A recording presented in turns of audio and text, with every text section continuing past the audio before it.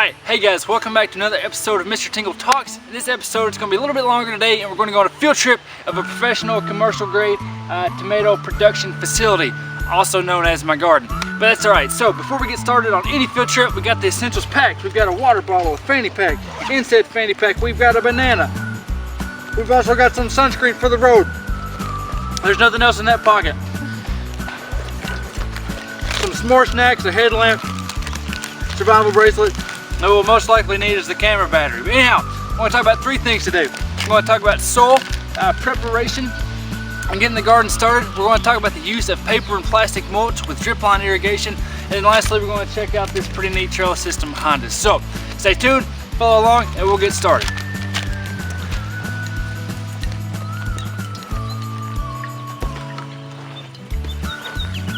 Alright guys, so the first stop is all about soil preparation today. So very first thing is, what is soil preparation?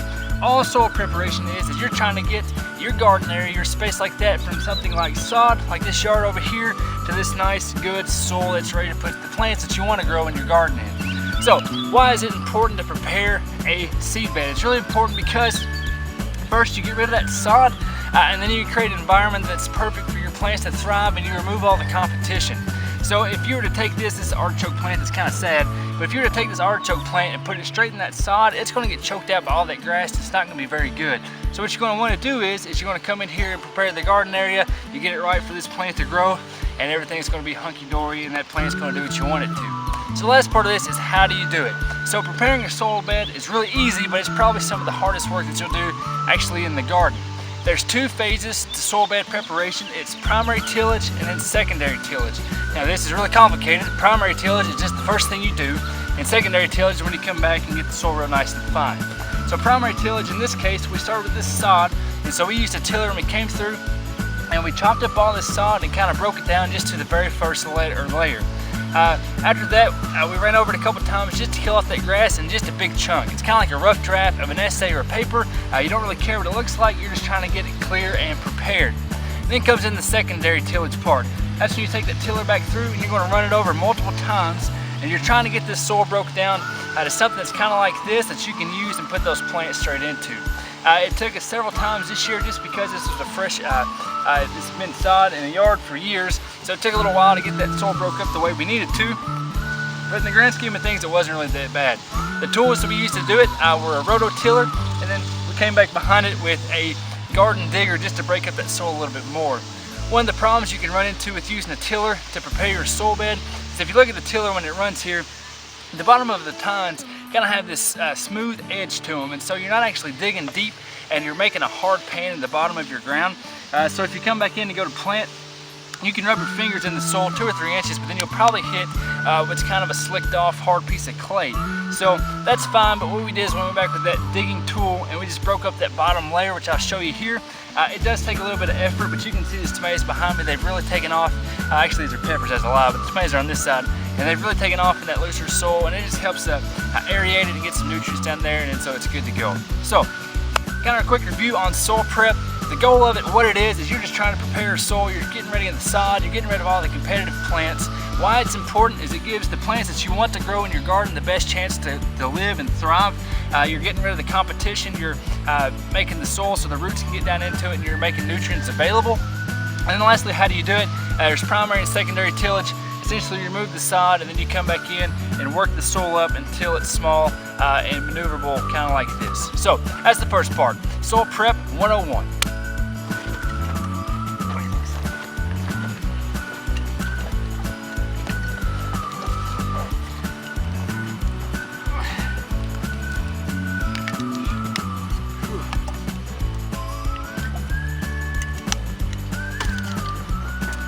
Alright guys, welcome to the second part of this journey today. What we're going to talk about here is the use of plastic and paper mulch within this tomato growing operation system, if I can get comfortable. So we're going to talk about what this is, why we use it, and then how you incorporate it and install it. So very first thing is, what is it? This stuff right here is just plastic mulch. This system is sometimes referred to as plastic culture, which just means that you're growing plants under plastic or paper in this sense. Why we use it is you put down this plastic here, and there's a drip line irrigation system underneath it, and what it does is it warms the soil, it keeps in water, and keeps weeds out. So over the course of the growing season, we'll turn on the drip irrigation when it needs water. It's actually running right now. And then you don't have to weed it, and it warms this soil so the plants kind of grow faster and produce quicker within the growing season. So next is how you do it. It's really easy. After you've got your soil bed prepared and it's loose and all that stuff, the very first thing you're going to do is you're going to kind of make these mounds. Now I'll show you here in this video, I go through with the rake and I make a little bit of a hill. Please don't judge me. For whatever reason, I cannot make a straight mound to save my life. That's the very first step, is you just mound the hill up. After that, the next thing you're going to do is assemble your drip line irrigation system. This year I used a kit. It was just simple, it was straightforward, it's all together. Here it is. There's the different components of it. There's the kit, there's tees, there's the tubing, all of that. You assemble the kit, and the way it works, you have a head pipe and then you have runners that go down your row. After that, you turn on it, make sure the irrigation works, all that stuff. But then you're ready to install either the plastic or the paper mulch. The way this works is you take it and you roll it out a little bit at a time over top of the hill you've already made, over top of your drip line irrigation system. And as you go, you're going to come back and take what soil is loose and just cover it up over the edges.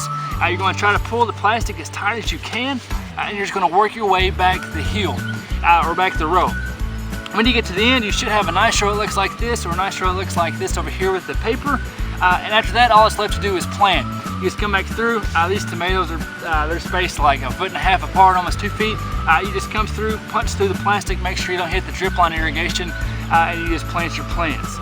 It's really simple, it's really straightforward, it takes really no time at all, and hopefully over the course of this growing season, it's going to make our product better, it's going to keep the plants off the ground, it's going to keep the weeds out and the water in, and make it a more efficient system. That's all it is, really straightforward. Really quick tips and tricks though. This year was kind of an experiment. I don't know if you can see this over here. This is actually paper mulch. It's biodegradable, it's easy to use, and I was kind of sold on the fact that I'm trying to keep plastic out of the oceans. I think it's a good cause. However, when you put this first in, it looked really nice and pretty, but now you can kind of see it, and it's flipped up and ripped up all over the place. This stuff hasn't been in the ground for maybe a month. So my vote for next year will definitely be the plastic. It looks nicer, it's easier to install, it stretches really good, and the plants are actually doing a lot better in it, but that's just something to consider. So, real quick wrap up on this. This is plastic culture. All it is plastic mulch. You install it by putting it down, drip line, putting the plastic over, all those good things. And why it's important is it keeps the water in, keeps the weeds out, and warms the soil so the plants mature and grow quicker. On to the next topic.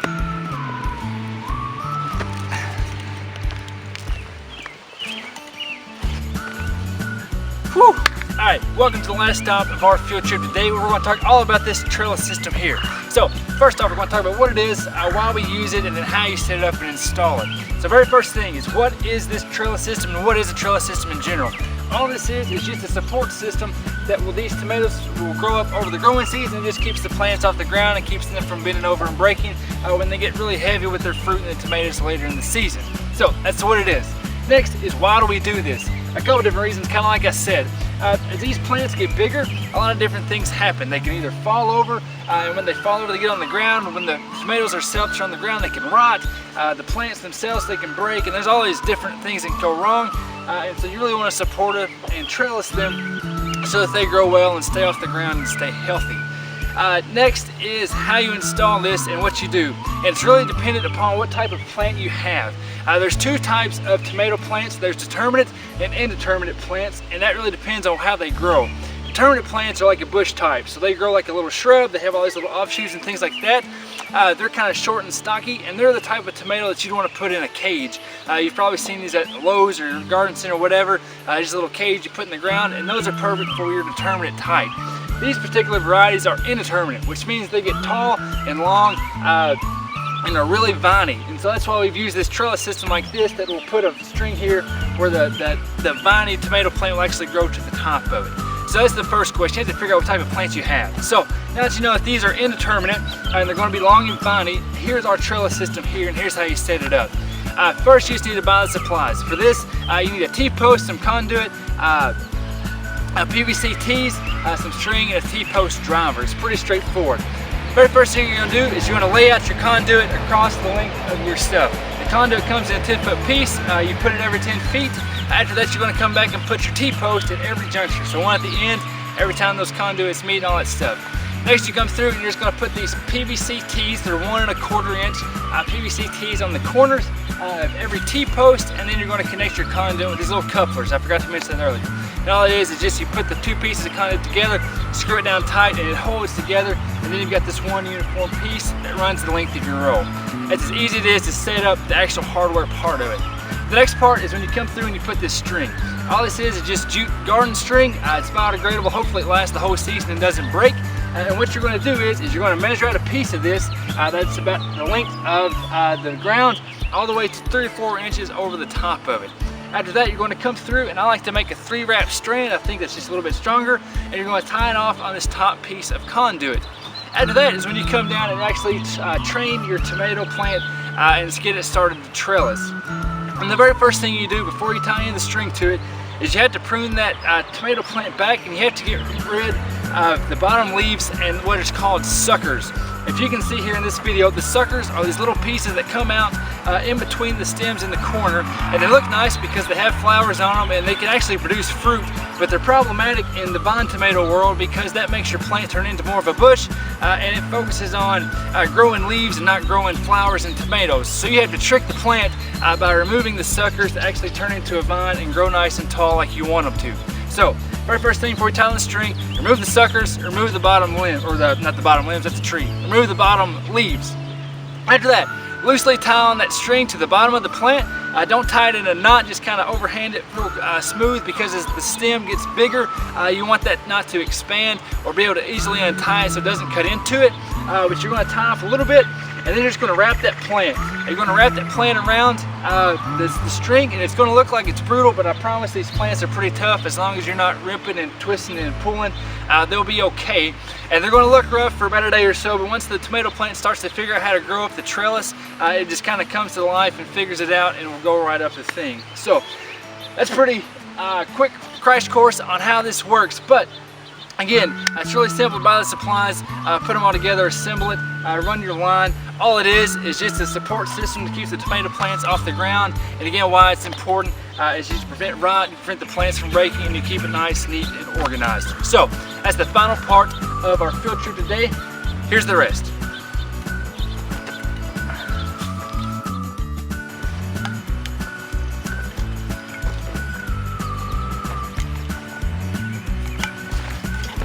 Alright guys, so this pretty much wraps it up.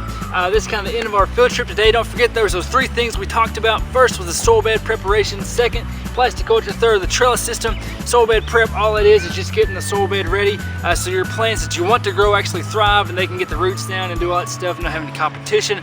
The second is the use of the plastic mulch and the drip line irrigation system. All the reason we do that is it keeps the water in, the weeds out, and warms the soil. It's also a little bit more efficient and kind of hands off later in the season.